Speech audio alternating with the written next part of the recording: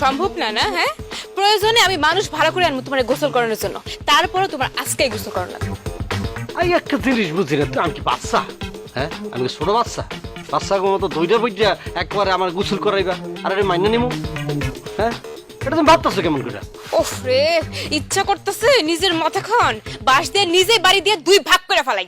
ভালো সুন্দর লাগ দিয়েছে, এই যে রাখতে আসো অন্যরকম বিউটি কুইন লাগতেছে, বুঝছো? তা তো ভালো লাগবেই। আজকে যদি তোমার আমি গোসল করাতে না পারি তাইলে কিন্তু কি ইয়া কি তো পেশাল করবা, আমি বাপের বাড়ি চলে যাবো। এইসব বাজায় তাজা সব পেশাল ভাল লাগে না। সামান্য পানি দেখে যে মানুষ ভয় পায় সেই মানুষটারে কেন যে আল্লাহ আমার কপালে চড়াইলো, আমার ভাগ্যে ফলাইলো, আমি বুঝি না।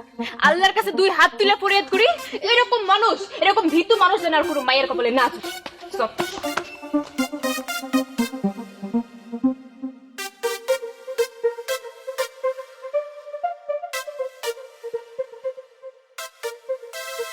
বুঝছেন চাচা, খুব ভালো হয়েছে তাই না? হ্যাঁ, চাটা খুব সুন্দর হয়েছে। এই অবস্থা কেমন আছো? চাচা ভালো আছেন? হ্যাঁ, আছে ভালো।